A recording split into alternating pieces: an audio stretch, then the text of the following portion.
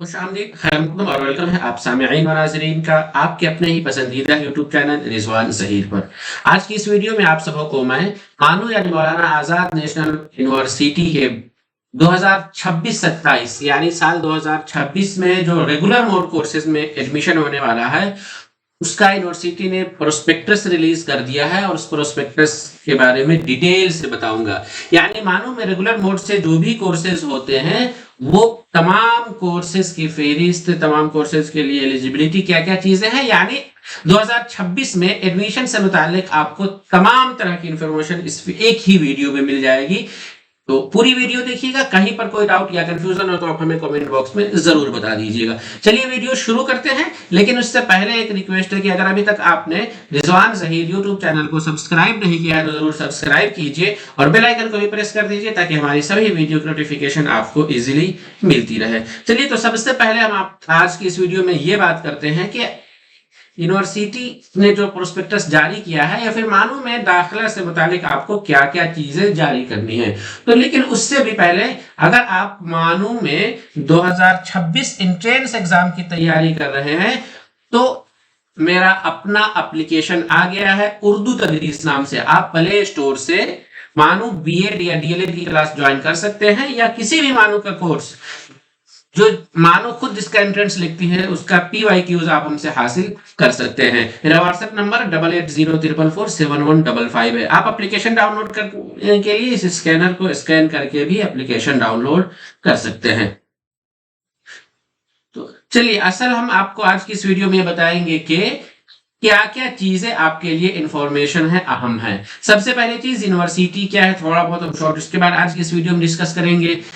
उसके बाद मालूम में कौन कौन से कोर्सेज हैं, क्या एलिजिबिलिटी क्राइटेरिया है, अहलियत क्या है, कौन लोग एडमिशन ले सकते हैं, एडमिशन के लिए क्या क्या चीजें जरूरत होंगी, एडमिशन का प्रोसेस आपका क्या है, क्या क्या काम आपको करने होंगी ताकि आप मालूम में एडमिशन ले पाए, अहम तारीख क्या है, क्या क्या दस्तावेजात आपको लगेंगे, डॉक्यूमेंट क्या क्या लगेगा, फी स्ट्रक्चर यानी मालूम है आप अगर पढ़ेंगे तो आपको कितना फी पेमेंट करना होगा, रिजर्वेशन क्या क्या पॉलिसी, क्योंकि गवर्नमेंट यूनिवर्सिटी है तो गवर्नमेंट यूनिवर्सिटी में जो रिजर्वेशन होता है तो उसकी चीज। फिर अगर मालूम है एडमिशन लेने वाले स्टूडेंट्स के लिए क्या कोई स्कॉलरशिप या फाइनेंशियल एड वगैरह की भी फैसिलिटीज है, मालूम का कैंपस या इंफ्रास्ट्रक्चर क्या है, हॉस्टल कैसे मिलता है, हॉस्टल कितना है, कहाँ कहाँ हॉस्टल अवेलेबल है, या अगर आपका कोई जनरल क्यूरी है तो उसके लिए हेल्प डेस्क से आप कहाँ बात कर सकते हैं, क्या चीजें कर सकते हैं। ये तमाम चीजें आज के आपको इस वीडियो में देखने को मिलेंगी। तो चलिए शुरू करते हैं, लेकिन एक चीज और इससे पहले आपको थोड़ा सा मैं मानू में एडमिशन का जो स्ट्रक्चर है ना उस स्ट्रक्चर को बता दे।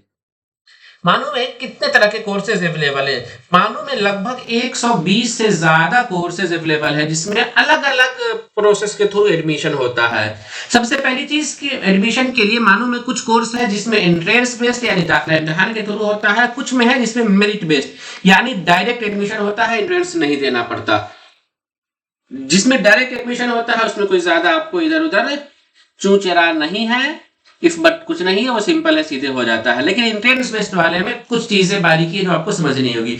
एंट्रेंस में भी कुछ ऐसे कोर्सेज है जिसका एंट्रेंस यूनिवर्सिटी खुद लेती है, यानी मानो इसका खुद एंट्रेंस टेस्ट कंडक्ट कराती है, और कुछ ऐसे कोर्सेज है जो कॉमन यूनिवर्सिटी के थ्रू होता है, यानी वो नेशनल टेस्ट होता है, कॉमन टेस्ट होता है पूरे इंडिया लेवल का, वो जो कि पूरे इंडिया के मैक्सिमम यूनिवर्सिटीज उसमें शामिल होती है। तो जो मानो जिस कोर्स के लिए खुद एंट्रेंस कंडक्ट कराती है पहले हम उसको देखते हैं, वो कौन कौन से कोर्सेज हैं। उसमें आपको 3 तरह के कोर्सेज, एक एनसीटी बेस्ड कोर्सेज, दूसरा एआईसीटी बेस्ड कोर्सेज या फिर लॉ डिपार्टमेंट का या पीएचडी। एनसीटी बेस्ड में national council for teacher education जिसे कहते हैं, जो आपका टीचर वाला कोर्स है, जैसे बीएड डीएलएड एमएड, ये सब ऐसे कोर्स है जिसका एंट्रेंस मानो खुद लेती है। या उसी तरीके से एआईसीटी वाले जो कोर्सेज हैं जैसे एमबीए बीटेक एमटेक एमसीए या पॉलिटेक्निक, इन सभी कोर्सेज का एंट्रेंस भी मानो खुद लेती है। इसमें आपका बीटेक में 2 तरह के, एक नॉर्मल बीटेक है और बीटेक फिर लेटरल एंट्री, दोनों का टेस्ट होता है। पॉलिटेक्निक में भी जो लेटरल एंट्री होता है तो पॉलिटेक्निक लेटरल एंट्री का भी टेस्ट होता है। उसी तरीके से लॉ डिपार्टमेंट में जो बीए एलएलबी है, एलएलबी या एलएलएम है तो इसका भी मानो खुद ही टेस्ट लेती है। और पीएचडी लगभग आपके लिए 45 प्लस सब्जेक्ट्स में मानो में पीएचडी होता है, तो सभी सब्जेक्ट के लिए मानो पीएचडी एंट्रेंस खुद ही कंडक्ट कराती है। ओके, तो ये आपका एंट्रेंस बेस्ड कोर्स हो गया। अब इसमें दूसरा जो आपको मानो में एडमिशन के लिए एक और था कि एंट्रेंस बेस्ड में वैसे कोर्सेज जिसमें वो नेशनल एंट्रेंस होता है, यानी मानो खुद नहीं लेती है, इसमें लगभग हिंदुस्तान के सभी यूनिवर्सिटीज या जो बड़ी यूनिवर्सिटीज हैं उनका एक साथ टेस्ट होता है, जिसे हम कॉमन एंट्रेंस टेस्ट कहते हैं। उसमें दो तरह से कोर्स, एक आपका सीयूईटी यूजी, यानी अगर आप मानो में बीए बीकॉम बीएससी या बीए मास कम्युनिकेशन में एडमिशन लेना चाह रहे हैं तो उसके लिए सीयूईटी यूजी के एग्जाम में आपको अपेयर होना पड़ेगा। इसमें मुझे लगता है कि एक बी वो हमसे छूट गया है, एमएलटी या एमआईटी जो होता है, क्या एमएलटी और फिर एमआईटी, एमएलटी और एमआईटी ये सब आपका सीयूईटी के थ्रू है। उसी तरीके से जो कॉमन एंट्रेंस टेस्ट है उसमें एक आपका जो 4 साल वाला इंटीग्रेटेड बीएड है, क्या है 4 साल वाला इंटीग्रेटेड बीएड, उसका एंट्रेंस एनसीईटी के थ्रू होता है, जिसमें आपका बीए बीएड बीएससी बीएड या बीकॉम बीएड है। तो ये आपका स्ट्रक्चर था एग्जाम मानू में दाखिला। उसके अब लास्ट में जो चीज आपको बताते हैं, मेरिट बेस्ड जो मानू में एडमिशन होता है, तो जितना भी एमए लेवल का यानी मास्टर लेवल का जो कोर्स है इस लिस्ट में जो कहीं पे शामिल नहीं है उन सभी में मानू में एडमिशन डायरेक्ट होता है। इसमें एमए में एडमिशन डायरेक्ट होता है, एमएससी में भी डायरेक्ट होता है, एमकॉम में भी डायरेक्ट होता है, एमएसडब्ल्यू में भी डायरेक्ट एडमिशन हो जाता है, एमवोक में भी डायरेक्ट होता है, सर्टिफिकेट या जितना पीजी डिप्लोमा है या पार्ट टाइम डिप्लोमा है उन सभी में भी एडमिशन मानो में डायरेक्ट होता है, यानी मेरिट बेस्ड है। कौन कौन से सब्जेक्ट है उस सब्जेक्ट के लिए अलग से हम वीडियो बना देंगे, तो उसमें लिस्ट में देख लीजिएगा कि एमए में कौन से, एमएससी में कौन कौन सा सब्जेक्ट है। खैर ये अब यहाँ पर एक छोटा सा इंस्ट्रक्शन या स्ट्रक्चर आपको समझाना था। अब एक इंफॉर्मेशन आपको हम दे दें कि मानो में जितने एंट्रेंस बेस्ड कोर्सेज हैं, अगर आप उसमें से किसी भी कोर्स की तैयारी करना चाह रहे हैं तो दाखिला इम्तिहान की मुकम्मल तैयारी और पीवाई क्विज के लिए आप मेरा Rizwan Zaheer YouTube channel subscribe कर सकते हैं या फिर हमें व्हाट्सएप पर रब्ता कर सकते हैं, मेरा व्हाट्सएप नंबर है। उसके अलावा उर्दू तदरीस नाम से मेरा एप्लीकेशन है, उर्दू तदरीस को आप अपने मोबाइल में प्ले स्टोर से डाउनलोड भी कर सकते हैं। तो ये एडमिशन कोर्स का मानो का स्ट्रक्चर था। अब इसमें चलिए हम आपको असल दिखाते हैं कि यूनिवर्सिटी ने जो प्रोस्पेक्टस जारी किया या अभी जो आपको हमने बताया था कि हम क्या क्या चीजें देखेंगे यूनिवर्सिटी के बारे में प्रोस्पेक्टस डिटेल्स में, तो एक एक करके तमाम चीजों को बात देख लेते हैं। वीडियो थोड़ी सी लंबी हो सकती है, लगभग 25 से 30 मिनट की वीडियो होगी, लेकिन आपके जितने भी डाउट होंगे, आपको जितने भी मानो में दाखिला से मुतालिक इंफॉर्मेशन चाहिए, तमाम इंफॉर्मेशन आपको यहाँ पर मिल जाएंगी। चलिए तो मैं आपको सीधे प्रोस्पेक्टस पे ले आया हूँ। ये प्रोस्पेक्टस या नोटिफिकेशन एडमिशन का गाइडलाइन है, सेशन 2026-27 आप देख रहे हैं, यानी इस साल का नया है। मानो access to quality education through Urdu medium. इसमें सबसे पहले यूनिवर्सिटी का एक छोटा सा तारुफ जो देखते हैं कि मानो क्या है। मानो एक सेंट्रल यूनिवर्सिटी है, मानो एक सेंट्रल यूनिवर्सिटी है और यहाँ यह एक उर्दू मीडियम यूनिवर्सिटी है। क्या है? Urdu medium university. मतलब आपको मानो में एडमिशन लेने के लिए अब तक आपकी जो क्वालिफिकेशन है उसमें आपको उर्दू पढ़ा हुआ होना जरूरी है। और मानो सेंट्रल यूनिवर्सिटी है तो इसके डिग्री या इसके सर्टिफिकेट पे कहीं कोई इशू नहीं है, पूरे हिंदुस्तान में हर जगह वैलिड है। जिस तरीके से जो दूसरी कोई यूनिवर्सिटी है उस तमाम यूनिवर्सिटी की तरह ये भी वैलिड है। मानो का एस्टेब्लिशमेंट 1998 में यूनिवर्सिटी एक्ट के तहत अमल में आया था। अब सबसे पहली चीज, शेड्यूल फॉर एडमिशन, यानी मानो में दाखिला के लिए ऑनलाइन एप्लीकेशन के लिए एडमिशन का प्रोसेस क्या है। 5 तारीख को ये नोटिफिकेशन या प्रोस्पेक्टस जारी हुआ है। 6 अप्रैल से ऑनलाइन फॉर्म अप्लाई शुरू होगा। कब से? 6 अप्रैल से। और जो शुरू में आपको बताया था कि मानो में कोर्सेज 2 तरीके से, एक आपका एंट्रेंस टेस्ट बेस्ड और दूसरा आपका मेरिट बेस्ड। तो जो आपका एंट्रेंस टेस्ट बेस्ड कोर्सेज है उसके लिए फॉर्म अप्लाई की आखिरी तारीख 27 अप्रैल है। इसमें तमाम तरह के आपके courses including PhD, professional, technical, law, vocational सब शामिल है। साथ में जो कोर्सेज आपके लिए मेरिट बेस्ड है, यानी जिसमें डायरेक्ट एडमिशन होता है, एंट्रेंस एग्जाम नहीं होता है, उसके लिए फॉर्म अप्लाई की आखिरी तारीख 10 जून है। और फॉर्म अप्लाई में थोड़ा आपको कुछ मिस्टेक वगैरह रहता है तो उसकी एडिटिंग के लिए भी डेट दी जाती है। ये 2 से 3 मई के बीच में एंट्रेंस बेस्ड कोर्सेज के लिए है।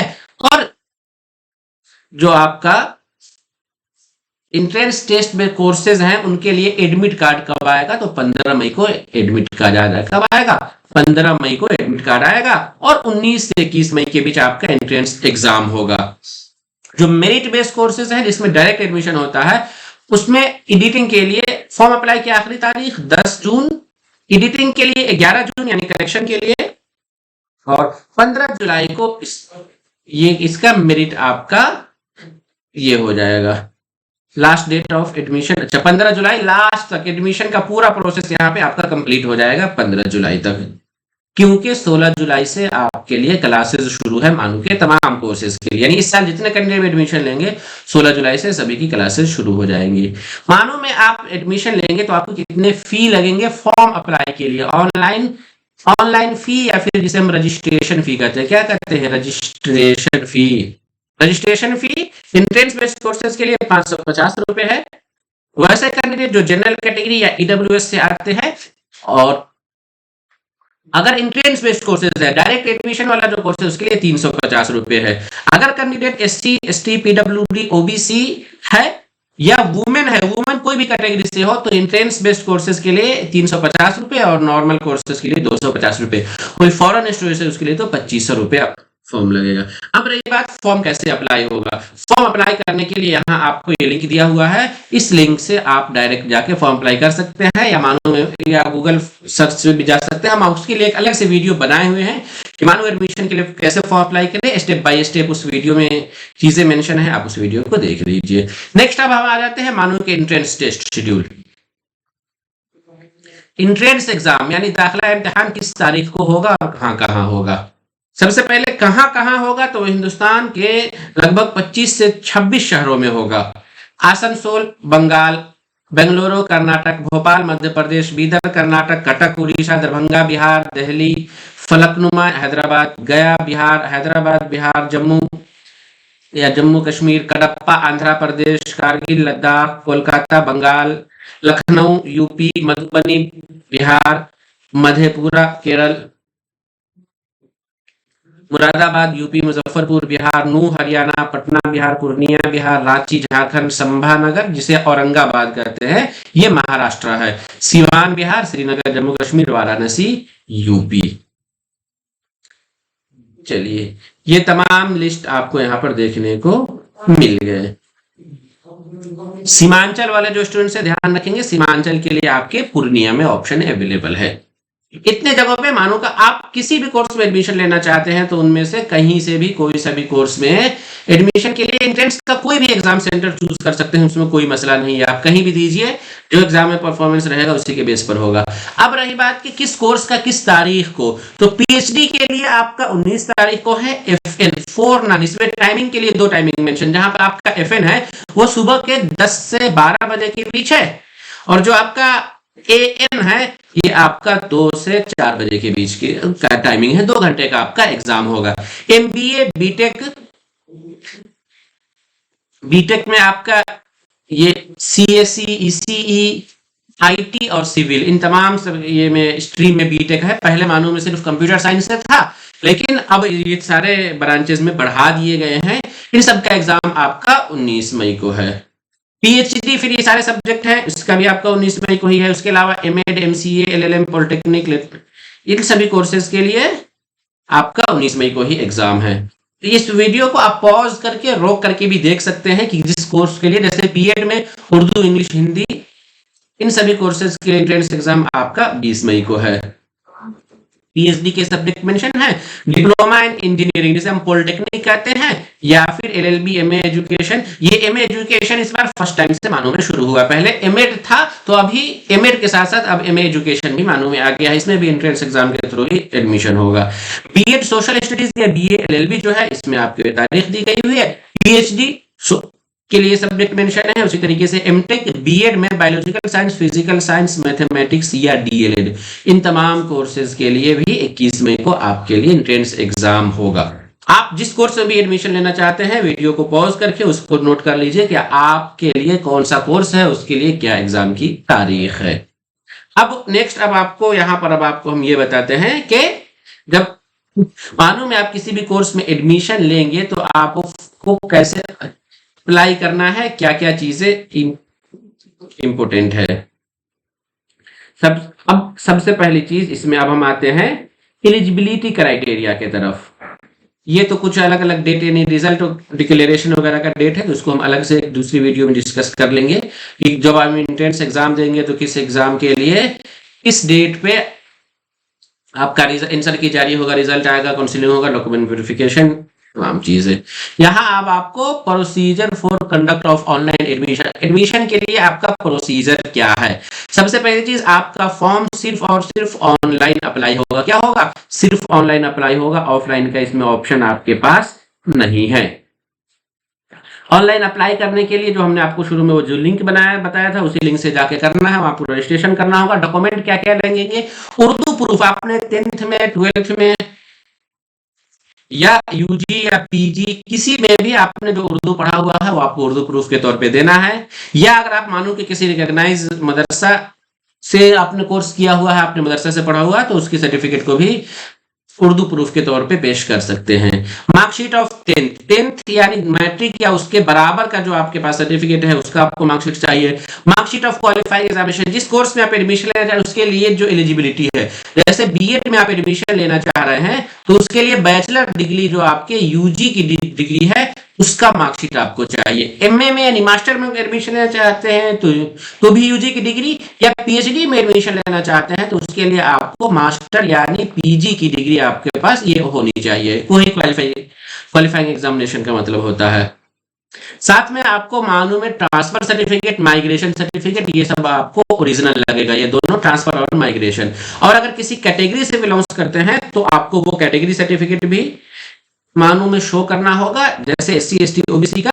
साथ में ये बात जरूर याद रहे कि ये गवर्नमेंट ऑफ इंडिया यानी सेंट्रल गवर्नमेंट के फॉर्मेट में होना चाहिए। और जो ओबीसी एससी एसटी या ईडब्ल्यूएस है, इसके लिए ये किस डेट का इशू होना चाहिए? तो 1 अप्रैल 2025 के बाद का होना चाहिए। कब? 1 अप्रैल 2025 के बाद का ही तभी इशू होगा। अगर इससे पहले का बना हुआ, इससे पुराना है तो आप नया बनवा लीजिए, पुराना वाला आपका मानूम में एक्सेप्ट नहीं होगा। बोनाफाइड या कैरेक्टर सर्टिफिकेट भी लगता है। कैरेक्टर सर्टिफिकेट जनरली आपका जो ट्रांसफर सर्टिफिकेट पीसी या सीएलसी कहते हैं, या जो मदरसा वाले हैं तो एमएलसी है, वो सर्टिफिकेट में ही आपका ट्रांसफर मेंशन रहता है, तो उसी से आपका काम चल जाएगा। डॉक्यूमेंट वेरिफिकेशन या मानू से रिक्वायरमेंट कोई इशू वगैरह हो तो यहाँ आपको एक ईमेल आईडी दिया है, इस ईमेल आईडी पे यूनिवर्सिटी से कांटेक्ट कर सकते हैं, आप अपनी क्यूरी या बात रख सकते हैं। अब आते हैं प्रोसेस ऑफ एडमिशन में। सबसे पहले आपको ऑनलाइन फॉर्म अप्लाई करना है, रजिस्ट्रेशन करना है। उसके बाद एंट्रेंस एग्जाम यानी दाखिला इम्तिहान में शामिल होना है। दाखिला इम्तिहान का आपका रिजल्ट आएगा। रिजल्ट के बाद में एक तारीख बता दी जाएगी डॉक्यूमेंट वेरिफिकेशन के लिए। वहां आपका सर्टिफिकेट वेरिफिकेशन में देख लीजिए, आपका दोनों तरह से होगा, ऑनलाइन और फिर ऑफलाइन। ऑनलाइन आपका तो एडमिशन से पहले होगा, लेकिन जब फी पेमेंट कर देंगे, आप क्लास करने के लिए यूनिवर्सिटी जाएंगे तो दोबारा से आपका ऑफलाइन वेरिफिकेशन भी होगा। प्रोविजनल अलॉटमेंट, उसके बाद एडमिशन फी वगैरह है। रिपोर्टिंग कॉलेज में रिपोर्टिंग क्या है? आपका 16 जुलाई से क्लास स्टार्ट है। एडमिशन शेड्यूल आपको यहाँ दिया हुआ है। मेरिट बेस्ड कोर्सेज के लिए मेरिट बेस्ड, इसके लिए हम अलग से बना देंगे कि जो मेरिट बेस्ड कोर्सेज है उसका रिजल्ट कब आएगा, फॉर्म अप्लाई कब होगा, सॉरी उसका क्या क्या चीजें हैं। उसी तरीके से ये पीएचडी है, पीएचडी में जो लोग एडमिशन लेंगे उनके लिए पूरा लिस्ट दिया हुआ है, प्रोसेस दिया हुआ है। इस वीडियो को पीएचडी में इंटरव्यू भी शामिल होता है, तो इंटरव्यू का भी यहाँ पे तारीख आपके लिए मेंशन है। ओके, चलिए जो क्लासेस कमेंसमेंट है यानी किस तारीख से आपकी क्लासेस शुरू होंगी, तो 15 जुलाई से। सॉरी मैं तो ऊपर 16 जुलाई कह दिया था, लेकिन याद रखिए कि 15 जुलाई से ही आपके लिए क्लासेस, मानो में जितने भी कोर्सेज है ना, सभी कोर्सेज के लिए क्लासेस आपके लिए 15 जुलाई से ही स्टार्ट है। फॉर्म अप्लाई के लिए ऑनलाइन फी पेमेंट का कुछ प्रोसीजर दिया हुआ है, ये तो आप अपने से या साइबर वाले से कहीं से भी जाके इजीली करा सकते हैं, इसमें कोई भी दिक्कत नहीं होती है। अब चलिए अब थोड़ा सा हम आ जाते हैं एलिजिबिलिटी क्राइटेरिया। तो अभी आपको पता चल ही गया क्या क्या हमने बता दिया था। एडमिशन प्रोसीजर भी आपको पता चल गया, इंपोर्टेंट डेट और तारीख भी आपको पता चल गई। मैं एक बार तो आपको देखता हूँ क्या क्या चीजें अभी आपके लिए बाकी है।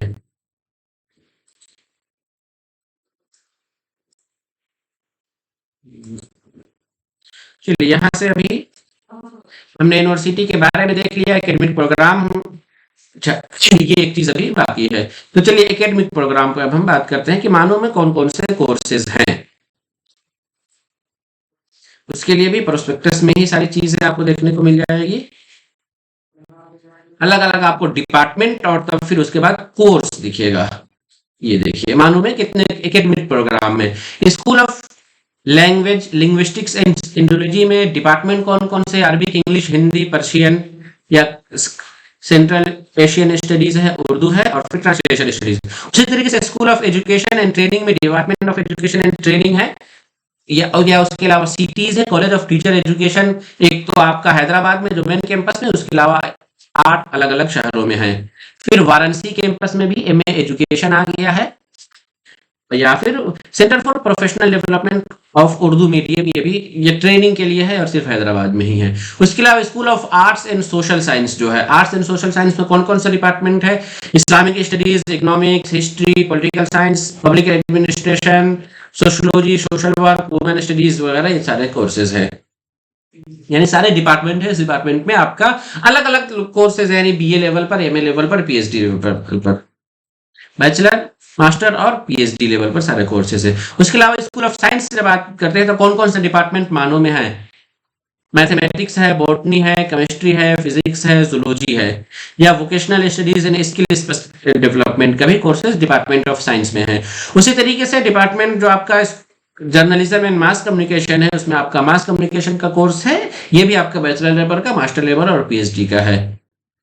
स्कूल ऑफ टेक्नोलॉजी में आपका department of computer science and information technology है, और फिर पॉलिटेक्निक है। अब इसमें कुछ और चीजें भी अब आपके ऐड होंगी।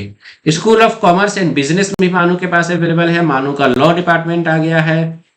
यह school of engineering and technology भी अवेलेबल है। बहुत सारे अलग अलग आपके वो जो सेंटर है, जैसे centre for Urdu cultural studies sherwani, centre for Deccan studies, या फिर सीडीओई, जिसे हम डीडी पहले कहते थे, डायरेक्टर ऑफ डिस्टेंस एजुकेशन, अब यह centre for distance and online education, ये सब मानो में है। तो ये तो लेकिन आपका डिस्टेंस के लिए है, तो इससे हमें कोई बात ही नहीं है, बहस ही नहीं है। तो आपको यहाँ पर ये कोर्सेज मानो में कौन कौन से, उन तमाम कोर्सेज आपको पता चल गई। अब चलिए थोड़ा सा एक मरतबा फिर से देख लेते हैं कि नेक्स्ट हमें क्या पता करनी है। प्रोसीजर भी हमारा हो गया, इंपोर्टेंट डेट भी हो गया, डॉक्यूमेंट क्या क्या लगेगा ये भी हो गया। फी पेमेंट में दो तरह के से आपका जो फी पेमेंट था, एक फी पेमेंट आपका जो फॉर्म अप्लाई के लिए है 550 या फिर 350 या फिर 250, वो तमाम चीजें आप देख ली। अब रिजर्वेशन पॉलिसी आपके लिए चीज एक मेंशन है, मानो में रिजर्वेशन क्या है। तो रिजर्वेशन के लिए वही पॉलिसी अवेलेबल है जो सेंट्रल गवर्नमेंट का जो नॉर्म्स है, सेंट्रल गवर्नमेंट के नॉर्म्स के अकॉर्डिंग आपका ईडब्ल्यूएस के लिए 10% का रिजर्वेशन है। एससी एसटी के लिए जो आपका 15 और 7.5% रिजर्वेशन है, ओबीसी के लिए 27% का जो रिजर्वेशन है, वही रिजर्वेशन पॉलिसी मानो भी फॉलो कर दी है। साथ में रिजर्वेशन में आपका दोनों तरह का रिजर्वेशन है, एक आपका वर्टिकल और फिर हॉरिजेंटल रिजर्वेशन। उन दोनों चीज को भी हम देख लेते हैं।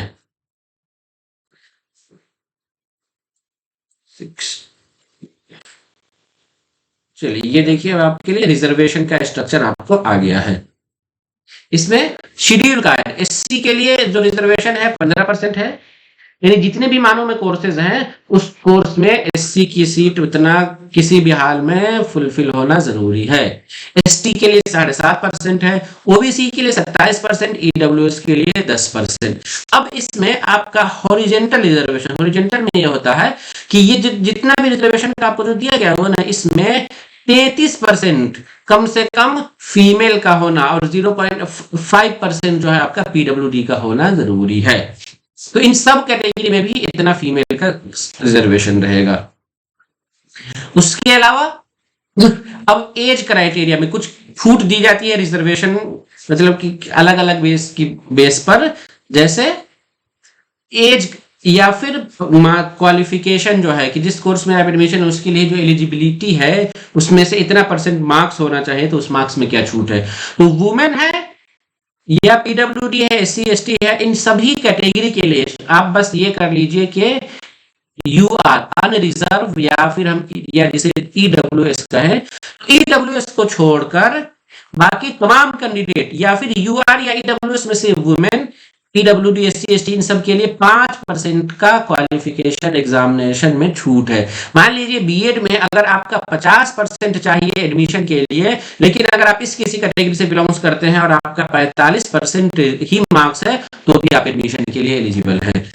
उसी तरीके से एज रिलैक्सेशन में इन सभी कैटेगरी के लिए आपका एज रिलैक्सेशन दिया गया हुआ है कि बीएड में एडमिशन के लिए 30 साल का एज है, यानी 30 साल से अबव अगर आप एज है तो आप बीएड नहीं कर सकते हैं। लेकिन आप वुमेन है, पीडब्ल्यूडी है, एससी एसटी है, तो इनके लिए आपको इसमें 5 साल का छूट है, यानी आप 35 साल तक भी है तो भी एडमिशन के लिए एलिजिबल है, या फिर अगर आप ओबीसी है तो 33 साल तक आपकी एज है तो भी आप एडमिशन ले सकते हैं। तो ये आपका रिजर्वेशन का कैटेगरी आपको यहाँ पे समझ में आ गया।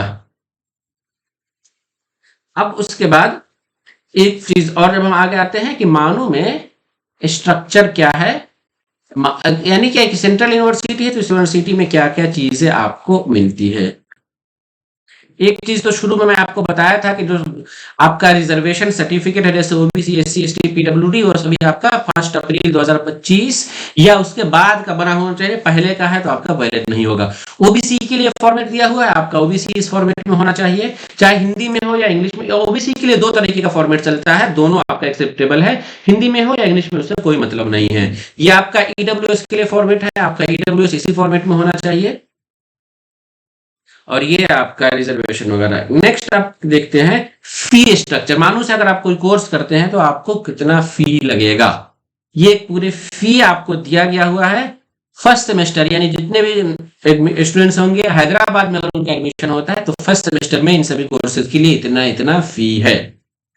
पीएचडी के लिए, एमबीए के लिए, एमसीए के लिए, एमएससी, एमएससी, बीएलएलबी, अदर जितने भी कोर्सेज हैं। मैं यहाँ पे चलिए बीएड और एमएड के लिए या डीएलएड के लिए फी दिखा देता हूँ। तो टोटल फी को आप बस 2 तरीके से यहाँ पे कर लीजिए। एक जो आपके फी के लिए डिटेल्स है, टोटल फी फॉर बॉयज, इससे पहले अलग तरीके का है, इस सब को आप छोड़िए, बस कैलकुलेशन कीजिए टोटल पे कि अगर बॉयज कैंडिडेट के लिए इतना है, गर्ल्स के लिए इतना है और पीडब्ल्यूडी के लिए इतना है। बीएड, एमएड या डीएलएड के लिए बॉयज कैंडिडेट के लिए 5200 रुपए है, बीएड एमएड में गर्ल्स के लिए 1150 है और पीडब्ल्यूडी के लिए 1150 है।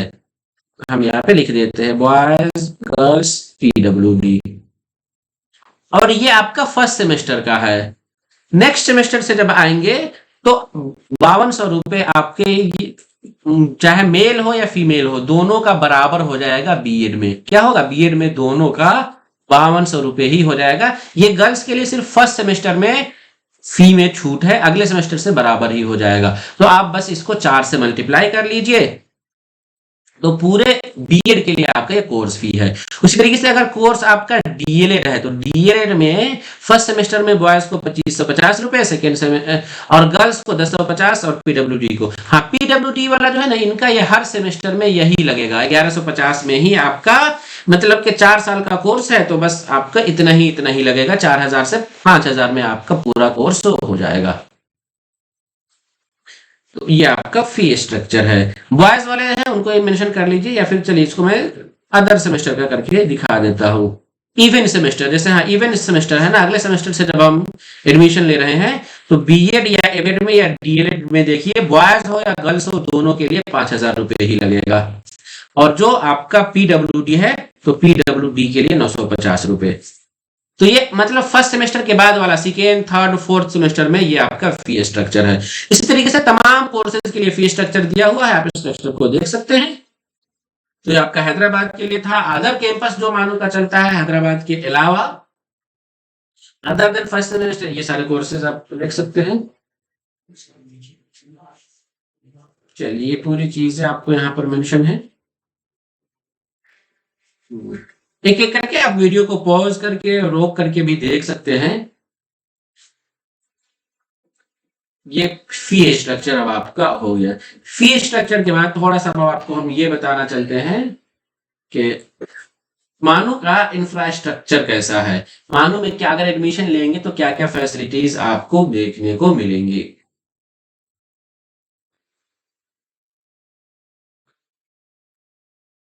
कैंपस एंड इंफ्रास्ट्रक्चर, बहुत सारे मालूम में डिपार्टमेंट है, एकेडमिक ब्लॉक्स है, इसमें हम सीधे हॉस्टल पर आ जाते हैं।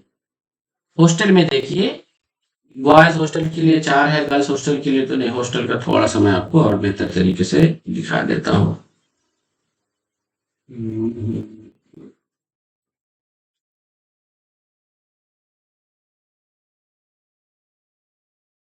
हॉस्टल का स्ट्रक्चर एक मिनट इसमें हाँ, हॉस्टल के लिए आपका हॉस्टल फैसिलिटीज मानो में कहाँ कहाँ अवेलेबल है।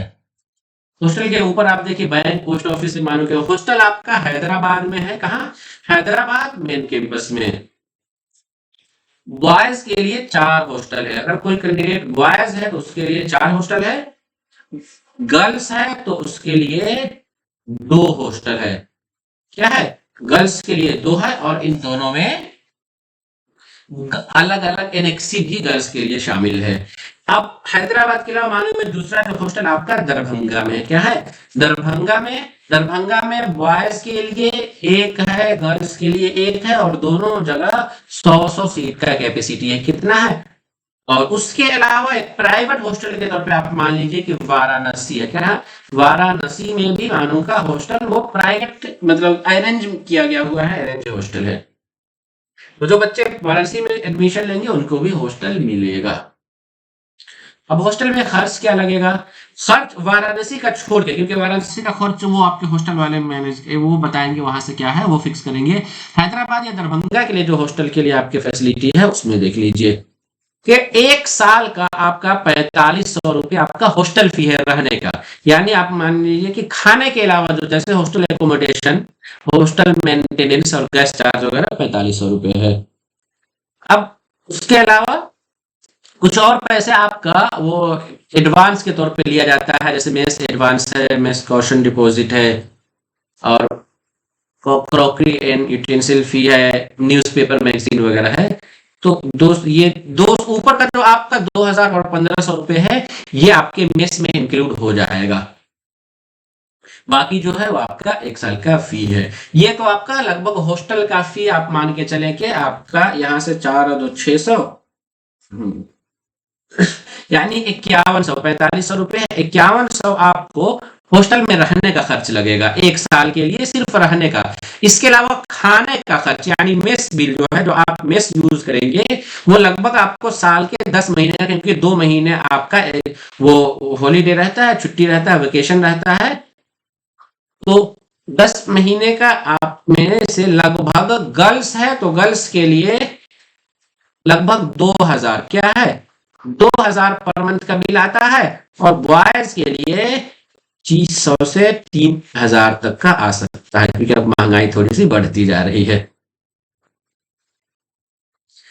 पर मंथ यानी 1 महीने में इतना आपको बिल पे करना होगा। तो अगर मान लीजिए 10,000 रुपए 10 महीने का बिल पे कर रहे हैं तो 20,000 रुपए आपको मेस का बिल लगेगा और 5,000 से रुपए आपको हॉस्टल का, 25,000 खर्च आपका गर्ल्स के लिए आ रहा है हॉस्टल के लिए।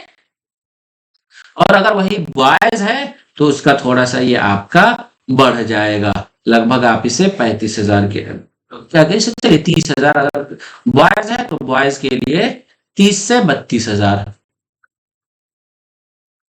हॉस्टल खर्च आपका पूरा 1 साल का लग रहा है। आप जितने साल रहेंगे उसमें भी एक चीज है कि हॉस्टल लिमिटेड है, सब किसी को हर साल हॉस्टल नहीं मिल पाता है। कुछ लोग लगभग आप जितने भी स्टूडेंट फर्स्ट ईयर में एडमिशन लेते हैं उनमें से 70% को तो हॉस्टल मिलता है, 30% को हॉस्टल नहीं मिलता है। ये बॉयज का डेटा है। गर्ल्स अगर कोई है तो गर्ल्स में 95% को हॉस्टल मिल जाता है, 5% है थोड़ा सा उन्हें परेशानी होती है, अलग अलग रहने की जरूरत पड़ जाती है। तो ये आपका हॉस्टल का हो गया। इसके अलावा इंफ्रास्ट्रक्चर भी आपको यूनिवर्सिटी का समझ में आ ही गया। तो आज की इस वीडियो में जितनी भी चीजें हम आपको शुरू में बताई थी कि इन तमाम चीजों पे हम डिस्कस करेंगे, तमाम चीजें देखेंगे, एक एक करके हमने वहां पर देख लिया। क्या क्या देखा है उसको एक मतलब हम फिर से ये कर लेते हैं कि यूनिवर्सिटी का introduction, academic programme, eligibility, admission procedure, important date, document required, fee structure, reservation policy, scholarship, financial aid, campus infrastructure facility, hostel accommodation, ये तमाम चीजें आपको इसमें पता चल गई। बाकी हेल्प डेस्क या कंफर्मेशन के लिए आप हमसे रब्ता कर सकते हैं। मेरा नंबर 8803447155 है, या मानो का जो ऑफिशियल वेबसाइट है manu.edu.in। क्या है मानो, इसको मैं छोटा में लिखता हूँ, टाइप कर देता हूँ। मानो का जो ऑफिशियल वेबसाइट है, उस ऑफिशियल वेबसाइट पे भी आप विजिट कर सकते हैं, वहां आपको चीजें पता चल जाएगी। मानो का जो ऑफिशियल वेबसाइट है, उस वेबसाइट पे आपको चीजें देखने को मिलेंगी। आप अपने मोबाइल में, लैपटॉप में कहीं भी लिख सकते हैं। सिंपल आपको सर्च करना है manu.edu.in। यही मानू का ऑफिशियल वेबसाइट है, आप इस पे विजिट कीजिए। यहाँ आपको तमाम इंफॉर्मेशन मानू से मुतालिक मिल जाएंगी। चलिए, तो आज की इस क्लास को हम यहीं पे एंड करते हैं। फिर मिलेंगे आप सबों से अगली वीडियो में, तब तक के लिए शुक्रिया। अल्लाह हाफिज।